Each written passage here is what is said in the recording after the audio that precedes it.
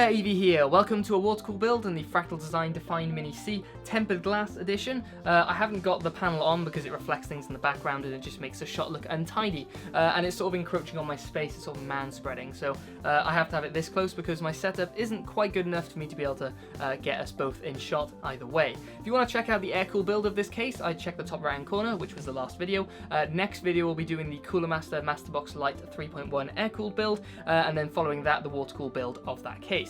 But for this build we're going for water-cooled accessories. Of course it's a water-cooled build, so I'll go over the water-cooling components during the video, but for a sense of scale of the video of this build, in case you want to carry on watching, we're going for a FAT 240 front millimeter radiator. It's about 45 millimeters thick. You can go for a 280 millimeter radiator at the front, but you'd have to get rid of the hard disk drive cage down below, but I want to retain that. Plus for the accessories or the components that we're using in this build, we don't need to go any harder than what we're using. So it's a fat 240 front millimeter radiator and a thin 30mm 240mm radiator up top, so that's really gonna overly cool the single CPU and single GPU that we're gonna be running. I'll go over all those components during the video to keep this nice and tight, like I said, and I hope you enjoy the video. If you do, likes or dislikes appropriately, and please subscribe if you fancy watching other videos like this. We'll be doing a similar format for those videos in the future, and I will catch you then. So hope you enjoy. I'll catch you during the middle of the video for commentary, and at the end for a wrap up and some thermal testing results. Thanks for watching, and I'll see you then.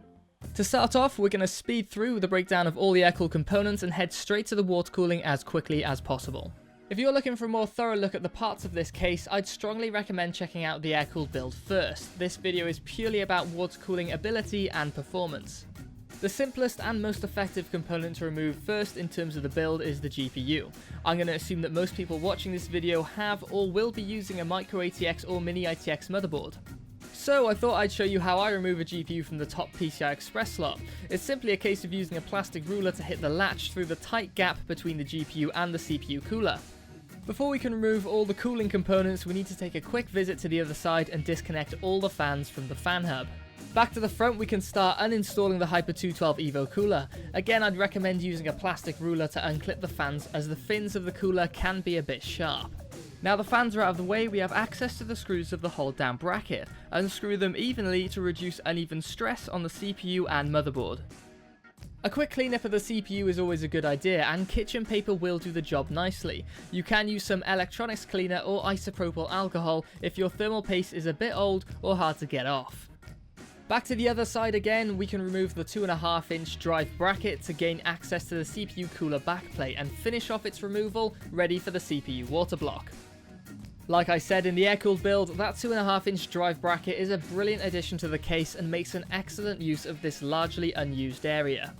Now for the introduction of the first water cooling component, the EK Supremacy Evo water block.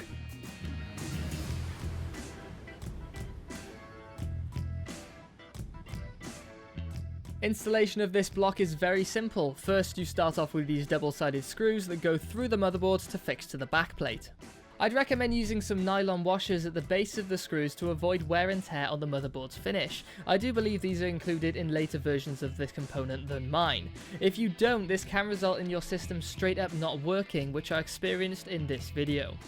With the rubber gasket in position and the backplate over the top fixed in place by the screws, we can replace the 2.5-inch drive bracket back on top and return once again to the front of the motherboard. It's generally easier to install any CPU cooler with the motherboard laid down flat. Once it's laid down, we can apply some thermal paste. This much has provided a full and clean coverage for all my builds so far. With the thermal paste applied, the CPU block can be lowered into position, but make sure you have the ports in the right locations to suit your intended loop design.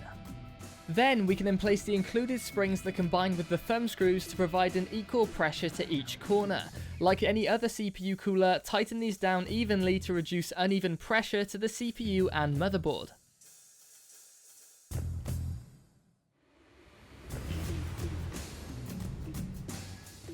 Now it's time to prepare the radiators, which in a lot of cases can be a time-consuming and irritating task.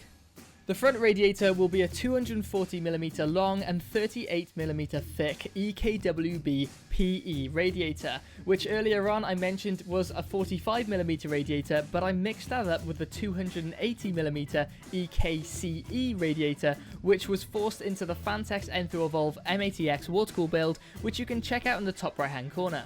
The fans being used are EK Vardar F4120ERs, which are mounted in an intake orientation and will fire up to 2200 RPM for thermal testing later.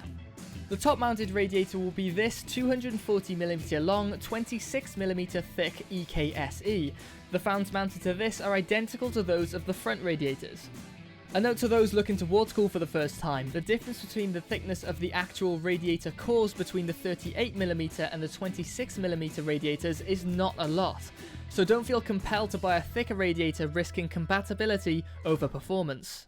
And to add to that, where you can, always go for longer radiators over thicker ones. So with the radiators ready to go into the case, we need to remove the 140mm fans from the air-cooled build. Starting with the removal of the top fans, I'd like to point out that even though a pair of 140mm fans can fit in, this case will not support a top-mounted 280mm radiator.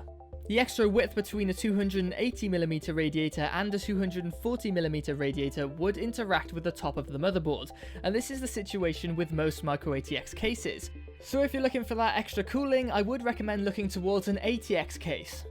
Now for the removal of the front fans. A viewer of the air-cooled video pointed out that the front panel doesn't require the clips holding in position to be pinched in order to remove it. So I thought I'd show you how that panel removing action would look. It felt wrong to be pulling at the front of the case like this, and it feels like a case this well designed wouldn't have a removal method as aggressive as this. And when you look at the surrounding design of the case, it doesn't seem to support this action. There isn't any point of leverage apart from at the bottom once the filter has been removed. Even without the filter, it's too low to the desk to get your hand in properly, so for anyone who watches this video and looks to get this case in the future, I'd recommend pinching at the clips from inside the case. Anyway, with the front panel and filter removed, we can uninstall the 140mm fans. Unlike the top of the case, the front of the case will support a 280mm radiator, and you can go even as far as installing a 360mm radiator too. However, to do either of these options, you would need to remove the basement cover panel and the 3.5-inch hard disk drive cage, but that's not a trade-off I haven't seen in any other micro ATX case, at least at a case at this size. Positioning the front 240mm radiator was extremely easy, there was just enough room to make it a clean fit. However, due to my lack of foresight at least at this stage, I'd installed the long screws to hold the fans in place, so the screw heads occupied the positions I needed to fix the fans to the case. So I needed to go back a step and replace all the long screws with short screws. Sure, it's a bit annoying, but it's hopefully something I'll remember next time, and I could have removed this part of the video, but that's not how I roll. Hopefully it'll help a good few viewers out there. So with the correct screw setups, the fans can now hold the unit in position, and the reason I'm going with the radiator on the inside is for better access for fitting installation, which we'll see later on.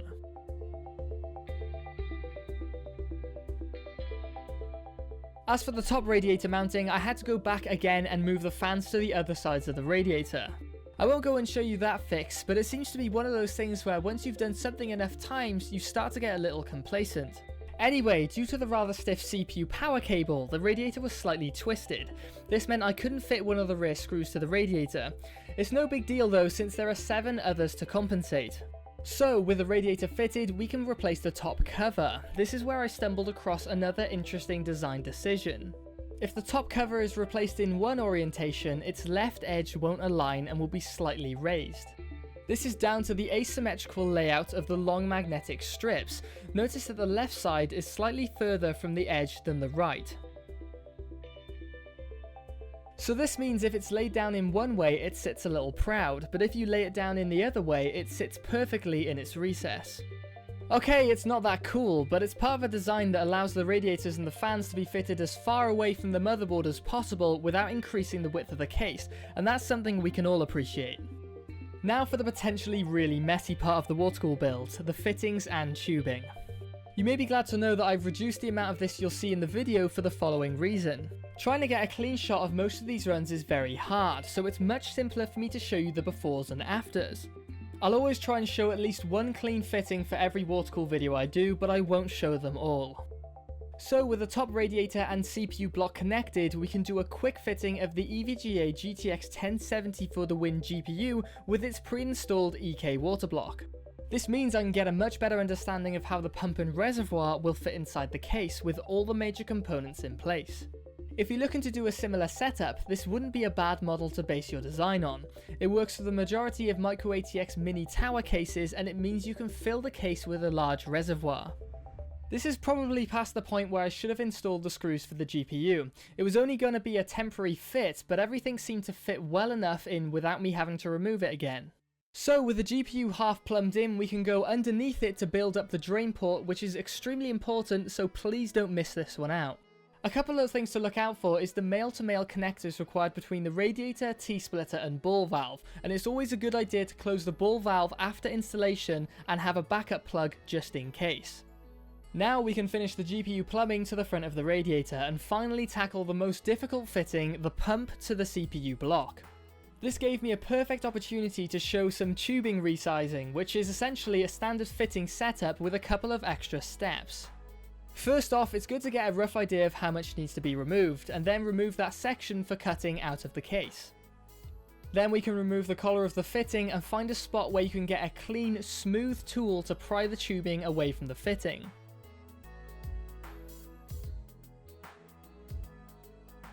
When the fitting's been taken out, size up the amount required to cut off. You can cut a small amount now and cut more away later if required.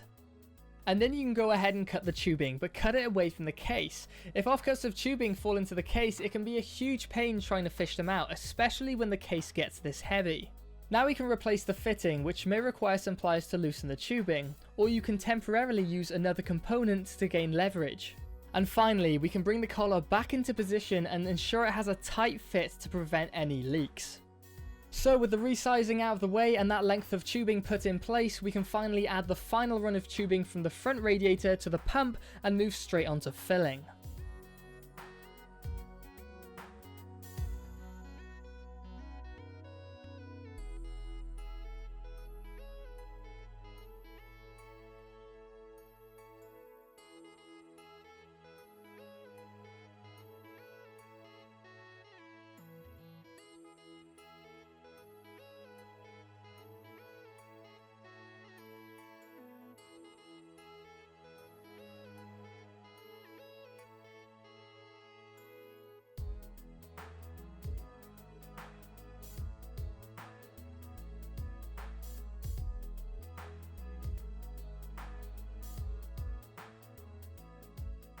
The eagle-eyed among you may have seen the drip. I found that most leaks tend to come from connections between the fitting and a component such as a GPU block. To fix this, finger tight wouldn't do, so I needed to get some pliers to get that extra bit of weight on this connection. So anyway, with that done, let's get back to the filling.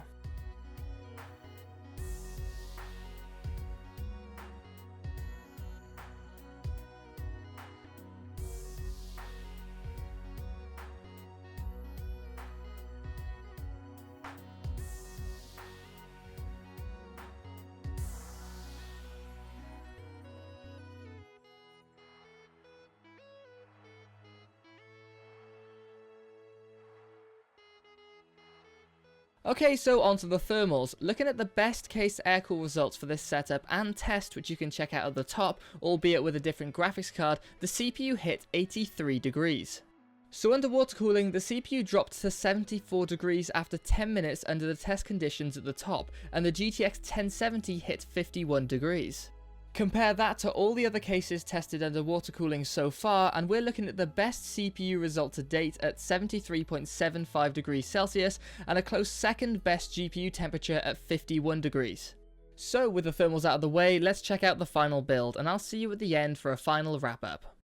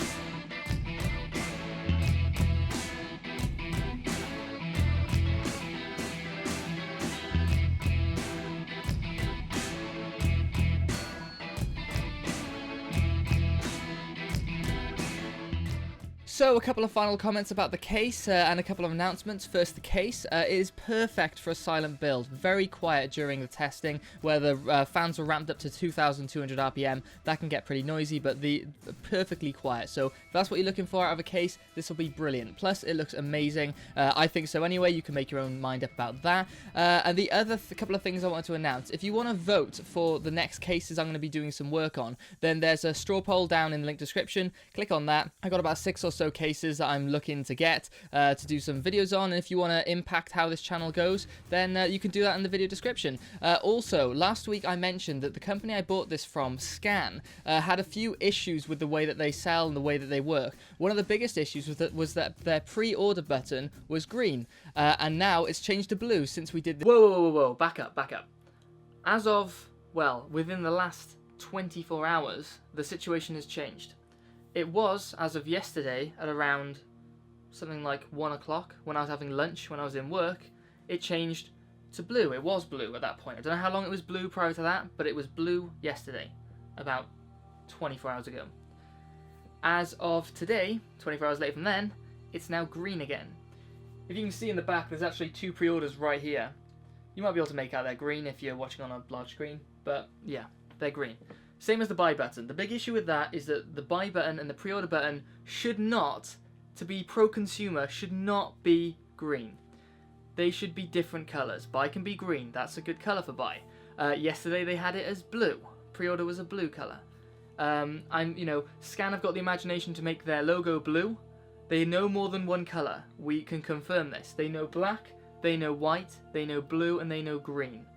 They can change these colours. They have the ability. They have the technology.